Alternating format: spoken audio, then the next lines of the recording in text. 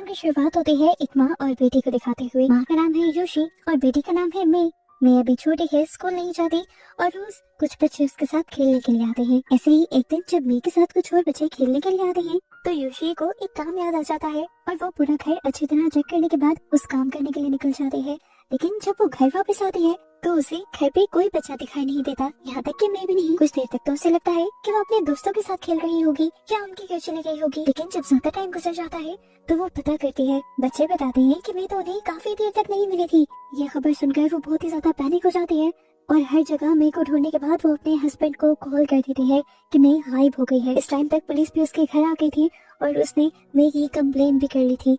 पूरा दिन पुलिस वाले यहाँ तक के सब लोग मिलकर मे को ढूंढने की कोशिश करते हैं लेकिन मे नहीं मिल पाती। थक हार कर सब लोग घर आ जाते हैं। रात को योशी जब गंदे कपड़े डालने के लिए वॉशिंग मशीन के पास जाती है तो जोर से चिल्ला देती है क्योंकि उसकी बेटी मे मशीन के अंदर फंसी हुई थी और दम घुटकर मारी गई थी। योशी के लिए ये एक बहुत बड़ा सदमा था। इस हादसे को 1 साल गुजर जाता है और हम देखते हैं कि योशी अभी भी उस सदमे से बाहर नहीं निकल पाई। वो जानती है क्योंकि वो जानती थी कि उसकी मशीन का लॉक खराब है। अगर कुछ दिन पहले ही वो मशीन रिप्लेस कर लेती तो शायद वो हादसा न होता। बहुत सी थेरेपिस्ट लेने के बावजूद भी वो मूव ऑन नहीं कर पा रही। इसीलिए एक दिन योशी की मॉम योशी के पास एक पॉम्फलेट लेकर आती है। इस पर एक टेम्पल के बारे में बताया गया था जहाँ पर मरने वालों की कुछ चीजों को ले जाकर एक रिचुअल के जरिए जलाया जाता है और उसके बाद इंसान मूव ऑन कर जाता है। योशी की मॉम चाहती थी कि योशी उस टेम्पल में जाए। योशी भी सोच में पड़ जाती है लेकिन अचानक ही खिड़की के पास खड़ी हुई योशी के हाथ से वो पम्फलेट गिर जाता है और हवा के तेज होने की वजह से वो आगे की तरफ उड़ने लग जाता है। योशी भागकर उसे पकड़ने के लिए जाती है और वो पम्फलेट जाकर एक डॉल के बॉक्स के ऊपर लग जाता है। योशी उस अजीब से पुराने बॉक्स के अंदर रखी हुई डॉल को देखती है। पता नहीं क्यों पर उसे इस डॉल से ऐसी अट्रैक्शन हुई थी जैसे ये डॉल उसकी अपनी बेटी हो। वो उस डॉल को खरीद कर घर ले आते हैं और आज शाम जब योशी के हस्बैंड घर वापस आते हैं तो वो नोटिस करते हैं कि योशी आज बहुत ही ज्यादा खुश थी और उसका ये चेंज देखकर वो खुद हैरान भी था और खुश भी। योशी ने आज सबके लिए अच्छा खाना भी बनाया था। वो भी खुशी खुशी डाइनिंग टेबल पर जाकर बैठता है तो एकदम से शॉक हो जाता है क्योंकि वहाँ पर उनकी बेटी की चेयर पर एक डॉल रखी हुई थी। वो इस डॉल को देखकर खामोश हो जाता है क्योंकि वो समझ गया था कि अगर इस डॉल की वजह से ही योशी का मूड ठीक हुआ है तो वो इस डॉल को योशी से दूर नहीं करेगा। ऐसे ही दिन गुजर जाते हैं। योशी उस डॉल को बिल्कुल अपनी बेटी की तरह पालती है, उसके लिए कपड़े लेकर आती है, उसे नहलाती धुलाती है, साफ करती है। और एक सबसे अजीब बात हम ये नोटिस करते हैं कि उस डॉल के बाल और नाखून बार बार बड़े हो जाते हैं जिसे योशी काटती भी है लेकिन उसे खुद इस बात का एहसास ही नहीं होता कि ये सिर्फ एक डॉल है, इसके बाल या फिर नाखून कैसे बड़े हो सकते हैं। काफी अरसा गुजर जाने के बावजूद भी जब जब दादा हिको योशी की उस डॉल को देखता था तब तब डर जाता था। उसे कभी इस डॉल से अच्छी फीलिंग नहीं आई थी। एक दिन वो योशी को डॉक्टर के पास भी ले जाता है और उसे डॉल वाली बात बताता है। डॉक्टर दादा हिको को पर्सनली बुलाकर कहती है कि तुम योशी से उस डॉल को दूर मत लेकर जाना, वो तुम्हारी वाइफ के लिए एक जानवर की तरह काम कर रही है। जिस तरह लोग अक्सर जानवरों को अपने बच्चों की तरह पालते हैं और मूव ऑन कर जाते हैं, ऐसे ही योशी उस डॉल की वजह से मूव ऑन कर रही है। दादाजी को भी उनकी बात समझ आता है और अब लाइफ थोड़ी नॉर्मल होने लग जाती है। और इसी सब के दौरान इन्हें दोबारा से खुशखबरी मिल जाती है कि उनके घर जल्द ही एक बेबी आने वाला है। योशी के अंदर तो जैसे एक नई जिंदगी आ गई थी, उसने दोबारा से जीना शुरू कर दिया था। कुछ अर्सा गुजरा और उनके पास दोबारा एक बेटी पैदा हुई जिसने उनकी फैमिली दोबारा से कंप्लीट कर दी। इस बेटी का नाम उन्होंने पहली बेटी से मिलता जुलता ही रखा था, माई। माई के आने के बाद जैसे योशी उस डॉल को भूल ही गई थी, उसने उस डॉल को फेंका तो नहीं था लेकिन साइड पर रखना शुरू कर दिया था। कभी कभार योशी उस डॉल को माई को चुप करवाने के लिए इस्तेमाल कर लेती थी। एक दिन वो बेबी मॉनिटर पर देखती है कि जहाँ वो उस डॉल को माई के साथ लटा कर गई थी, अब वो डॉल माई के ऊपर आई हुई थी। योशी और उसकी मॉम फौरन ही माई के पास आती है और देखती है कि माई रो रही थी और उस गुड़िया के बालों से माई की गर्दन पर चोट पे लग चुकी थी। वो काफी परेशान हो जाती है और योशी की मॉम गुस्से में उस डॉल को साइड पर फेंक देती है। रात होने पर योशी ये सारी बातें दादा हिको को यानी अपने हस्बैंड को बताती है और उसके हस्बैंड फैसला करते हैं कि वो उस डॉल को दोबारा से बंद कर देंगे। और ये करने के लिए जब वो अपनी बेटी के रूम में जाते हैं तो वो पहली मर्तबा उस डॉल के बॉक्स को देखते हैं जिसके ऊपर अजीबोगरीब इनकेंटेशंस यानी मंत्र लिखे हुए थे। फिर दादा हिको इस चीज को भी इग्नोर कर देता है और ये दोनों मिलकर उस डॉल को उसे बॉक्स के अंदर बंद कर देते हैं। और ऐसे फिर कुछ अर्सा गुजर जाता है, सब चीजें नॉर्मल थी। माई बड़ी हो चुकी थी और अब स्कूल भी जाने लगी थी। एक दिन जब वो स्कूल से वापस आती है तो उसके पास कुछ मार्बल बॉल्स थे। एक मार्बल बॉल अचानक से उसके क्लोसेट की तरफ जाने लगता है और उसके अंदर चला जाता है। अपने मार्बल बॉल को ढूंढने के चक्कर में वो जब क्लोसेट खोलती है तो उसकी नजर उसी डॉल वाले बॉक्स पे पड़ जाती है और वो उस डॉल को बाहर निकाल लेती है। जब वो ये डॉल जाकर योशी को दिखाती है तो योशी थोड़ा हैरान तो होती है, लेकिन ज्यादा रिएक्ट नहीं करती क्योंकि वो एक डॉल ही थी। लेकिन इस टाइम जो योशी एक अजीब बात नोटिस कर रही थी कि डॉल के बाल अब बहुत ही ज्यादा बड़े हो चुके थे, जो उसने खुद काटे थे उसे बहुत अच्छी तरह याद था। रात में जब वो ये बात दादा हिको को बताती है कि उस गुड़िया के बाल और नाखून बड़े हुए हैं, तो दादा हिको भी ज्यादा ध्यान नहीं देता और कहता है पुरानी गुड़िया है, क्या पता काटे हो ना काटे हो तुमने। योशी भी इन चीजों को इग्नोर कर देती है और जिंदगी दोबारा से नॉर्मल चलने लग जाती है। एक दिन हम देखते हैं कि माई उस गुड़िया से बातें कर रही थी और हमें उस गुड़िया की भी आवाज सुनाई देती है और ऐसे हमें ये बात कंफर्म हो जाती है कि वो एक लिविंग डॉल है, यानी जिंदा डॉल है। ऐसे ही एक रात माई को उसी डॉल से डर लग जाता है और वो आकर योशी के पास सो जाती है और उसे बताती है कि उसे पता नहीं क्यों लेकिन डॉल से डर लग रहा है। योशी अभी भी अपने बेटे की बात पर ज्यादा ध्यान नहीं देती। अगले दिन माई की एक दोस्त और उसकी मॉम योशी के घर पर आते हैं। दोनों बच्चे रूम में जाकर खेलने लग जाते हैं उसी गुड़िया के साथ और तभी वो जो दूसरी बच्ची घर आई थी वो जोर जोर से रोने लग जाती है। ये दोनों औरतें जब रूम में जाकर चेक करती हैं तो पता चलता है कि उस नई बच्ची के हाथ पर काटने के निशान थे। माई और वो बच्ची इनको बता रही थी कि ये काम डॉल ने किया है, डॉल ने इस बच्ची को काटा था, पर ये दोनों इस बात को मानने से इनकार कर देते हैं और योशी को लगता है कि जरूर ये काम माई का है और वो डर कर झूठ बोल रही है और डॉल पर इल्जाम लगा रही है। फिर वो दूसरी बच्ची की मोम से अपोलोजाइज करती है, सॉरी कहती है और वो लोग यहाँ से चले जाते हैं। फिर रात में काम करते हुए योशी जब मई के रूम में जाती है तो देखती है कि माई एक पेपर बैग मुंह पर डाले हुई थी। उसे इग्नोर करके वो देखने लग जाती है कि मई का कपड़ा कितना बिखरा हुआ था।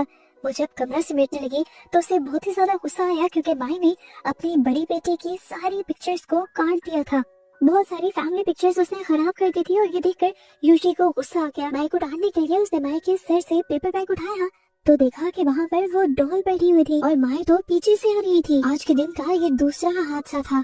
योशी फिलहाल इसे भी इग्नोर कर देती है और अगले दिन योशी को कॉल आती है स्कूल से। माई की ड्राइंग टीचर ने अर्जेंटली योशी को बुलाया था क्योंकि योशी ने अपनी ड्राइंग में एक माँ और बेटी को फांसी से लटका हुआ ड्रॉ किया था और ये बहुत ही डिस्टर्बिंग ड्राइंग थी। एक बच्चे के ख्यालात इतनी डिस्टर्बिंग कैसे हो सकते हैं, ये चीज तो योशी को भी डिस्टर्ब कर गई। माई ने एक और ड्राइंग भी बनाई थी और उसमें एक बच्ची पानी में चल रही थी और अब की बार तो योशी समझ गई कि ये सब कुछ जो हो रहा है वो उस डॉल की वजह से ही हो रहा है, लेकिन वो अभी भी किसी से बात नहीं करती और सो जाती है। रात में दोबारा माई उसके पास डर कर आ जाती है। योशी उसे जैसे ही प्यार करने लगती है तो उसे महसूस होता है कि ये माई तो नहीं। वो लैंप ऑन करके जब देखती है तो ये वो डॉल थी जिसे देखकर वो जोर से चिल्ला देती है और दादा को भी उठ जाता है। दादा को इस टाइम उसे रिलैक्स करता है और सुला देता है, इसकी कोई बात नहीं सुनता। लेकिन योशी ने अब फैसला कर लिया था कि वो सुबह होते ही दादा हिको को उस डॉल के बारे में सब कुछ सच सच बता देगी। लेकिन दादा हिको को सुबह भी जल्दी थी इसलिए वो घर से निकल गया। योशी को भी गुस्सा आया और उसने उस डॉल को एक बैग के अंदर फेंका और वो कचरे में रखा। जिसके बाद वो घर आकर खाना बनाने लगी। अचानक से उसे मेन डोर खोलने की आवाज आती है। वो जब चेक करने के लिए जाती है तो देखती है कि दरवाजे पर वही गुड़िया सर पर पेपर बैग पहने हुए बैठी थी। योशी को गुस्सा आ जाता है और वो अपने हाथ में पकड़े हुए रोलिंग पिन से उस गुड़िया के सर पर जोर जोर से मारने लग जाती है। वो उस गुड़िया को पूरी तरह तकरीबन कुचल देती है, लेकिन तब अगले ही लम्हे वो देखती है कि वो गुड़िया तो माई के बेड पर बैठी हुई थी और यहाँ पर जिसे उसने मारा था वो कोई और नहीं उसकी अपनी बेटी माई थी। ये देखकर वो जोर से चिल्ला देती है और होश में आ जाती है। ये सब सिर्फ उसका बुरा ख्वाब था जो शायद उसे डॉल ने उसे दिखाया था। उसके होश में आते ही दरवाजे की बेल होने लगी। इस मर्तबा जब योशी ने जाकर देखा तो सच में वही गुड़िया दरवाजे के बाहर थी और एक नोट के साथ। म्युनिसिपल वालों ने उसे वापस रख दिया था क्योंकि इतना बड़ा स्क्रैप यहाँ पर ले जाना मना था। योशी को गुस्सा आता है और वो अब इस डॉल को लेकर खुद नीचे जाती है और अपने हाथ से गार्बेज वालों को देती है और म्युनिसिपल वालों से बात कर अपने हाथ से उस डॉल को म्युनिसिपल ट्रक के अंदर डालती है। ये आदमी उसकी बात मान जाते हैं, जिसके बाद योशी रिलैक्स होकर अपने घर आ जाती है। वो रूटीन के काम ही कर रही थी कि अचानक उसे बाहर शोर सुनाई दिया और जब उसने बाहर जाकर रीजन देखी तो वो पूरी तरह टूट गई। उसने जिस आदमी को वो डॉल पकड़ाई थी वो आदमी अपने ही गार्बेज ट्रक के अंदर क्रश होकर मारा गया था। इतनी भयानक मौत कि कोई उसे देख भी नहीं पा रहा था। योशी इसलिए टूट गई थी क्योंकि वो समझ गई थी ये सब कुछ उस डॉल का किया हुआ है। वो जब मर्डर सीन से साइड पर आती है तो देखती है कि उसकी बेटी उसी गुड़िया को हाथ में उठाई खड़ी थी और वो इस टाइम योशी के ऊपर गुस्सा थे कि क्यों आपने इस डॉल को गार्बेज वाले को दिया। योशी को ये भी नहीं समझ आती कि उसकी बेटी माई को ये बातें किसने बताई थी। इस टाइम हम दोबारा नोटिस करते हैं कि उस गुड़िया के बाल बड़े हो चुके हैं। योशी अपनी बेटी के साथ कुछ भी नहीं बोलती और वो स्टॉल को लेकर अब ये लोग घर वापस आ जाते हैं। लेकिन अब हर वक्त योशी अपनी बेटी पर और स्टॉल पर नजर रखने लगी थी। वो दादा हिको को अपने डर के बारे में भी बताती है, लेकिन दादा हिको उसकी बात पर जब यकीन नहीं करता तो योशी उसे बेबी मॉनिटर दिखाती है, जहाँ पर मैं उस डॉल से बातें कर रही थी। और योशी कहती है, तुम मानो न मानो ये डॉल हॉन्टेड जरूर है। पर दादा हिको इन सब चीजों को इग्नोर करने को कहता है और कहता है, मुझे लगता है कि तुम बहुत ही ज्यादा स्ट्रेस में हो। योशी अब दोबारा सो जाती है और अगले दिन वो जब अपनी बेटी से हाइड एंड सीक खेल रही थी तो एकदम से उसके पीछे से किचन का दरवाजा बंद हो जाता है। वो घबराती नहीं है, उसे लगता है कि शायद उसने खुद ही बंद किया होगा। दरवाजे के ओर से वो देखती है कि उसकी बेटी किचन के अंदर ही थी, लेकिन फिर अगले ही पल उसे अपने पीछे से कोई भागता हुआ महसूस हुआ। वो माई के रूम में गई तो उसने देखा कि माई अपने ब्लैंकेट में छुपी हुई थी। उसे ढूंढने के लिए जैसे ही उसने ब्लैंकेट उठाया तो माई एकदम से बेड के नीचे चली गई और जब योशी ने बेड के नीचे देखा तो वहाँ कोई भी नहीं था। और अब कोई ना दिखने वाली चीज अपने ऊपर एक ब्लैंकेट ओढ़ते हुए वहाँ से भाग गई। योशी ने उसे देखा, वो कोई डॉल नहीं थी, उसकी बेटी नहीं थी, वो कोई इवल एंटिटी थी। योशी और भी ज्यादा घबरा जाती है और उसे अब वो बात याद आती है कि जब उसकी पहली बेटी में वॉशिंग मशीन के अंदर छुपकर मरी थी। वो जल्दी से लॉन्ड्री रूम में जाती है और देखती है कि सच में उसकी बेटी वॉशिंग मशीन के अंदर छुप रही थी। और जैसे ही उसने वॉशिंग मशीन को खोला तो एक भयानक दिखने वाली बच्ची ने उसके ऊपर हमला कर दिया। वो योशी को मार ही देती, पर योशी ने अपने से दूर करते हुए उसे जमीन पर फेंक दिया और पता चला कि ये उसकी अपनी बेटी माई थी। और इतनी ऊपर से योशी की गिराने की वजह से वो बहुत ही ज्यादा जख्मी हो गई थी। ये लोग उसे फौरन हॉस्पिटल लेकर आते हैं और हॉस्पिटल में एग्जामिन के दौरान माई की बॉडी पर और भी ज्यादा चोटों के निशान देखे जाते हैं और कमर पर कुछ इस तरह के निशान भी देखे जाते हैं कि जैसे किसी ने उसे टॉर्चर किया हो या नाखूनों से मारा हो। अब तो दादा हिको को भी थोड़ा थोड़ा यकीन आने लगा था उस डॉल पर और इस टाइम तक योशी बिल्कुल फट चुकी थी, उसका समय बिल्कुल खत्म हो गया था। वो दादा हिको को कहती है कि जाओ जाकर उस डॉल के ऊपर कोई रिचुअल करो, लेकिन उसे यहाँ से खत्म कर दो। दादा हिको भी अब घर वापस आता है और इस बॉक्स पे लिखे हुए मंत्रों को सर्च करता है। इसी बॉक्स के ऊपर उसे यासुमोतो का नाम लिखा हुआ दिखाई देता है। सर्च करने पर उसे पता चलता है कि वो एक बहुत ही मशहूर डॉल मेकर था। वो यासुमोतो की बनाई हुई बहुत सारी डॉल्स देखता है जो सच में उस डॉल जैसी दिख रही थी। यहाँ दूसरी तरफ उसने जिस टेंपल से कांटेक्ट किया था और उस डॉल के बारे में बताया था और उन्हें डॉल के बॉक्स की तस्वीर भेजी थी, वो टेंपल वाले फौरन उससे कांटेक्ट करते हैं और उसे बताते हैं कि अपना बहुत ज्यादा ख्याल रखो, तुम्हारे पास जो डॉल है वो कोई आम डॉल नहीं, वो लिविंग डॉल है और वो जरूर तुम लोगों को नुकसान पहुँचा देगी। इससे पहले कि वो तुम्हारे साथ कुछ भी बुरा करे, कल को हम आकर उसे ले जाएंगे। दादा हिको, जिसने कभी इस तरह की चीजों के बारे में नहीं सुना था, वो कंफ्यूज हो जाता है कि आखिर लिविंग डॉल्स क्या होती हैं। वो अब YouTube पर लिविंग डॉल्स के बारे में सर्च करता है तो उसे एक ग्रुप की स्टोरी नजर आती है। ये लोग यासुमोतो के गांव जा रहे थे लिविंग डॉल की सच्चाई जानने के लिए। इन बच्चों ने जो कहानी लिविंग डॉल की सुन रखी थी वो ये थी कि एक दिन यासुमोतो की बेटी गायब हो गई और कहीं नहीं मिली। उस दिन के बाद से उनकी वाइफ को लगने लगा कि उसकी बेटी की सोल यासुमोतो की बनाई हुई एक डॉल के अंदर आ गई है और वो फिर उसे अपनी बेटी की तरह पालने लगी। एक दिन जब यासुमोतो की वाइफ की डेथ हुई तो यासुमोतो ने उस डॉल को अपनी वाइफ के साथ ही दफना दिया और कुछ अर्से बाद उस डॉल को जंगलों में भटकता हुआ दिखा गया। लोगों ने बहुत सी कहानियां बनाई, जिनमें से एक कहानी ये भी थी कि वो डॉल कब्र फाड़ कर बाहर निकल आई थी और उसने अपनी मालिक रे यानी यासुमोतो की बेटी को ढूंढने का काम शुरू कर दिया था, जिसे कोई भी नहीं ढूंढ पाया था, इसीलिए उसे लिविंग डॉल कहा गया है। दादा हिको जो ये कहानी देख रहा था उससे इस कहानी पर बिल्कुल बिलीव नहीं होता, इसलिए वो रे की गायब होने की खबर को सर्च करता है और ये खबर भी सच्ची मिलती है। हमें दिखाया जाता है कि उस दिन ये डॉल इन्होंने अपने घर नहीं रखी थी, बल्कि उस डॉल को योशी की मॉम के घर रखवाया था और योशी की मॉम के घर उसने अपने सारे असली पत्ते खोल दिए थे। वो योशी की मॉम को खुल के हॉन्ट कर रही थी और उसने 2-3 मरतबा योशी की मॉम पर अटैक भी कर दिया था, इसलिए योशी की मॉम दादा हिको को कॉल कर कर ये सारी बातें बताती है। दादा हिको फौरन उनके घर आने के लिए मान जाता है और जब वो दोबारा अपने घर के अंदर जाती है तो देखती है कि इस टाइम मैं भी उनके घर पर नहीं थी। वो उसे ढूंढने के लिए बाहर चली जाती है और देखने को मिलता है कि वो एक ब्रिज पर बैठी हुई थी। वो जल्दी से उसे ब्रिज से नीचे उतारती है क्योंकि अगर नदी में गिरकर वो किसी भी वक्त मर सकती थी। उस बच्चे को लेकर जब वो घर वापस आ रही होती है तो देखती है कि दादा हिको तब तक उनकी बिल्डिंग के पास आ गया था और यहाँ दादा हिको के पास मे थी और मे के हाथ में वो डॉल भी थी। अगर मे और वो डॉल यहाँ थी तो योशी की मॉम किसे बचा कर आई थी। वो जब अपने इर्द गिर्द देखती है तो पता चलता है कि जो सब उन्होंने किया या वो उनका वहम था या फिर डॉल की कोई चाल थी। इस टाइम पर योशी की मॉम के हाथ पर काटने के भी निशान थे। सीसीटीवी फुटेज से पता चलता है कि वो सारे काम डॉल ने किए थे और उस टाइम ब्रिज पर भी डॉल ही बैठी हुई थी और उसी ने ये सारे ट्रिक्स चले थे। दादा हिको को अभी भी यकीन नहीं आ रहा था कि डॉल इतने सारे काम कर सकते हैं। इसलिए वो उनकी वॉच और हाथ पर काटने के निशानों को अपनी बेटी के दांतों से मैच करता है, जो मैच नहीं कर रहे थे। और ऐसे दादा हिको को भी यकीन आने लग जाता है कि यहाँ पर गड़बड़ी चल रही है। खैर अगले दिन टेम्पल के मालिक आ जाते हैं और उनसे उस डॉल का बॉक्स ले लेते हैं।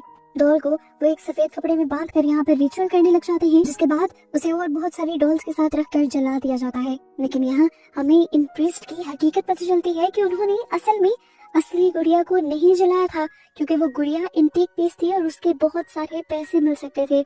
इन्होंने जानबूझकर नकली गुड़िया को जलाया था ताकि योशी और दादा हिको को धोखा मिल जाए और वो लोग असली गुड़िया को जाकर बेच दें। अब वो प्रीस्ट जैसे ही उस गुड़िया को लेकर स्टेशन की तरफ जाने वाला होता है तो अचानक से उसके मुंह से बाल निकलने लगते हैं। वो अपने मुंह से जैसे ही उन बालों को निकाल रहा होता है तो एकदम से लड़खड़ा कर एक्सीलेटर पर गिर जाता है और वहीं पर उसकी मौत हो जाती है। प्रीस्ट की हालत बहुत ज्यादा खराब हो जाती है और उसे सब लोग उठाकर एक इमरजेंसी हॉस्पिटल में ले आते हैं। हम देखते हैं कि दादा हिको भी यहीं पर काम करता था और उन्हें सभी प्रीस्ट की सच्चाई पता चल जाती है और प्रीस्ट भी डर कर इस डॉल को दादा हिको को वापस कर देते हैं और बताते हैं कि ये डॉल सच में कर्स्ड है और उसी के कर्ज यानी शराब की वजह से दूसरे प्रीस्ट का ये हाल हुआ था। इतने में ही यहाँ पर दादा हिको की एक नर्स आ जाती है। वो जब उस डॉल को अपने हाथ में उठाती है तो उसके मुंह से एक दांत निकलकर नर्स के हाथ में गिर जाता है। नर्स बहुत ही ज्यादा हैरान हो जाती है, ऐसा कैसे हो सकता था, एक डॉल के मुंह से दांत। ये लोग अब उस डॉल का MRI करते हैं और पता चलता है कि उस डॉल के अंदर पूरा एक इंसानी बच्ची का स्केलेटन था, ढांचा था। ये देखकर सभी का दिमाग सुन्न हो जाता है। फौरन ही ये लोग पुलिस को इन्फॉर्म करते हैं और पुलिस इन्वेस्टिगेशन के लिए उस डॉल को अपने साथ ले जाते हैं। पर क्योंकि प्रीस्ट और दादा हिको जानते हैं कि ये डॉल क्या कर सकती है, इसीलिए ये लोग फैसला करते हैं कि ये पुलिस वाले की कार का पीछा करेंगे ताकि ये डॉल उसको कोई नुकसान न पहुंचा दे। यहाँ अचानक ही पुलिस वाले को इस डॉल के साथ एक तस्वीर मिलती है। वो जब तस्वीर उठाकर देखता है तो उसमें डॉल का भयानक चेहरा था, जिसे देखकर वो बहुत ज्यादा डर जाता है और उसका सड़क पर ध्यान नहीं रहता। एकदम से सड़क पर शॉपर में बंधी हुई एक लड़की आ जाती है, जिसे देखकर वो ब्रेक लगाने की कोशिश भी करता है पर ब्रेक लगा नहीं पाता और वो लड़की उसकी कार के टायर के अंदर लिपट जाती है और पुलिस वाला ये सारा हादसा देखकर हैरान परेशान हो जाता है। हम देखते हैं कि इस टाइम योशी के साथ एक और आदमी भी आया था उस डॉल की पूरी कहानी को सुनते हुए उस डॉल को लेने के लिए, और वो अब इस डॉल को उसी बॉक्स में डालकर यहाँ से ले जाता है। असल में इस आदमी का भी मकसद उस डॉल की इविल एनर्जीज को खत्म करना था। वो आदमी अब इन लोगों को लेकर हारू नाम के एक रिटायर्ड पुलिस ऑफिसर के घर आता है, जो अब व्हील चेयर पर है। वो आदमी पहले नहीं अपना इंट्रोडक्शन करवाता है और फिर उन्हें इस डॉल की असली कहानी बताना शुरू करता है। वो बताता है कि एक दिन यासुमोतो मेरे पास आया था पुलिस स्टेशन में। यासुमोतो वही है जो जापान में सबसे अच्छी डॉल्स बनाया करता था और उसकी डॉल उस वक्त में बहुत महंगी बिका करती थी। वो बहुत मशहूर था, लेकिन जिस दिन वो मेरे पास आया तो वो काफी उदास लग रहा था। उसने मुझे एक डॉल के बारे में बहुत ही भयानक सच्चाई बताई। कहानी है तब की जब यासुमोतो के घर एक बेटी पैदा हुई थी। यासुमोतो की वाइफ उस बेटी से खुश नहीं थी, उसे बेटा चाहिए था, लेकिन अब जो हो गया था उसे कोई बदल तो नहीं सकता था। वक्त गुजरता रहा और वो बच्ची कुछ बड़ी हो गई और तब तक भी इन दोनों के पास कोई दूसरा बच्चा पैदा न हुआ। इसी गुस्से और दुख में यासुमोतो की वाइफ ने पहले अपनी बेटी को और फिर खुद को फांसी लगा लिया, पर रस्सी के कमजोर होने की वजह से रस्सी टूट गई और यासुमोतो की वाइफ बच गई, यासुमोतो की बेटी नहीं। यासुमोतो को जब ये चीज पता चली तो वो बहुत ही ज्यादा टूट गया। वो अपनी वाइफ से बहुत ज्यादा प्यार करता था। उसकी वाइफ का जुर्म ना पकड़ा जाता, इसीलिए उसने पूरे गांव में अपनी बेटी के गुमने का नाटक किया और यहाँ चुपके से अपनी मरी हुई बेटी का जिस्म उबलते हुए पानी के अंदर मेल्ट कर दिया। जब जिस्म ने अच्छी तरह हड्डियों को छोड़ दिया तो उसने अपनी बेटी के स्केलेटन के ऊपर एक पूरी डॉल बना दी और असल में यही वो डॉल थी जो इस टाइम योशिओर के हाथ में थी। उसकी वाइफ को भी तब अपने किए पर बहुत ही ज्यादा शर्मिंदगी होने लगी थी। उसने फिर उस डॉल को अपने पास रखना शुरू कर दिया और कुछ दिन बाद वो भी इसी गम में मर गई और मरने से पहले उसने आखिरी ख्वाहिश ये की कि मुझे उसी पॉट में दफनाना जिसमें मेरी बेटी को उबाला था और उस डॉल को मेरे साथ ही दफना देना। सब ऐसे ही हुआ जैसे उसने कहा था। ये पुलिस ऑफिसर बताता है कि उस टाइम यासुमोतो मेरे पास आया था अपना जुर्म कबूल करने के लिए। हमने उसकी रिपोर्ट लिखी, लेकिन उसे गिरफ्तार करने के लिए हमें उसके खिलाफ सबूत भी चाहिए थे। यासुमोतो हमें उस जगह पर लेकर गया जहाँ पर उसकी वाइफ और बेटी को दफन किया गया था और जब हमने वो कब्र खोदी तो वहाँ पर सिर्फ यासुमोतो की वाइफ ही थी, वो डॉल नहीं। किसी ने उस डॉल को निकाल लिया था क्योंकि यासुमोतो की बनाई हुई डॉल्स के बहुत सारे पैसे मिला करते थे। अब वो आदमी जो योशी और दादा हिको को यहाँ लेकर आया था वो बताता है कि मेरे पास एक रास्ता है इस डॉल की इवलनेस को खत्म करने का, उसके शैतानी रूप को खत्म करने का। वो अब एक रिचुअल शुरू कर देते हैं और बताते हैं कि इस रिचुअल के बाद हमें इस डॉल को उसकी असली कब्र को ढूंढकर उसमें दफनाना होगा। रिचुअल से पहले ये लोग कब्र की ठीक लोकेशन भी जान लेते हैं और इससे पहले कि अब ये लोग अपना रिचुअल शुरू कर पाते, वो डॉल यहाँ पर एक बहुत बुरा जलजला ले आती है। हर चीज तहस नहस कर देती है, लाइट्स फ्लिकर करने लग जाती है और ये लोग स्टेबल नहीं रहते, सारी चीजें गिर जाती हैं और ये लोग इस टाइम उस डॉल का खौफनाक रूप देख पाते हैं। इस सब की वजह से अब उस प्रीस्ट को भी काफी सारी चोट लग चुकी थी।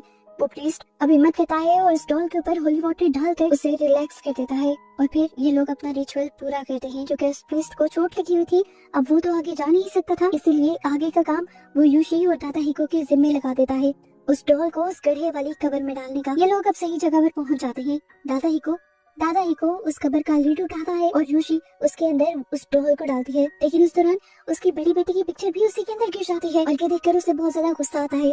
जब वो उस पिक्चर को लेने के लिए अंदर की तरफ जाने ही वाली होती है तो अचानक से वो डॉल जिंदा होकर उसे पकड़ लेती है और उसे अंदर की तरफ खींचने लग जाती है और दादा ही को अपनी वाइफ को बचाने लग जाता है। इस टाइम पर इन दोनों को कुछ ऐसे भी आते हैं जैसे इनकी अपनी बेटी वॉशिंग मशीन के अंदर फंस गई हो। दादा ही को वॉशिंग मशीन को तोड़कर अपनी बेटी को बाहर निकालता है, लेकिन यहाँ असल में दिखाया जाता है कि दादा ही को ने अपनी वाइफ को असल में बाहर निकाल लिया था, लेकिन अभी भी उसके बाल उसी लिट के अंदर फंस गए थे। यूशी अपने बालों को काट कर अपने आप को छुड़वा लेती है और फाइनली ये लोग इस बुरे ख्वाब से आजाद होकर अपने घर वापस लौटते हैं।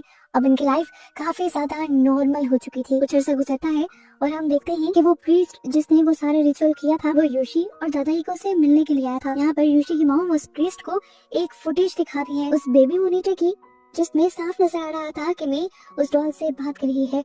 वो डॉल मेरे को बता रही थी कि मुझे घर नहीं जाना क्योंकि मेरी मॉम मुझे बहुत ही ज्यादा मारती है, मुझे यही रहना है तुम्हारे पास, क्योंकि यूशी ने मुझे एक माँ वाला प्यार दिया है और मैं उस माँ वाले प्यार को चाहती हूँ। इस वजह से यूशी की मॉम को थोड़ी सी गड़बड़ी महसूस हो रही थी। उसे लग रहा था कि जरूर दाल में कुछ काला है और रिचुअल पूरा नहीं हुआ।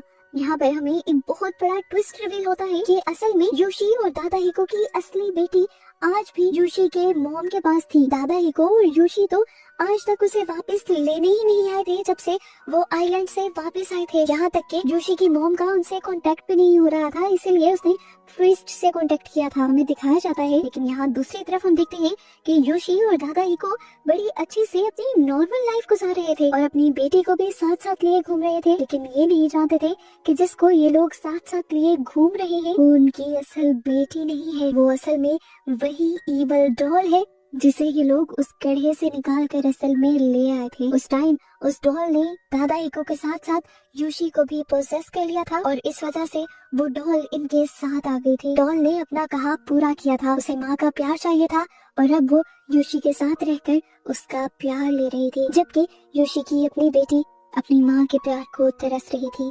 और ऐसे ही इस खौफनाक सी मूवी की ये एंडिंग हो जाती है, जो हैप्पी तो बिल्कुल नहीं है।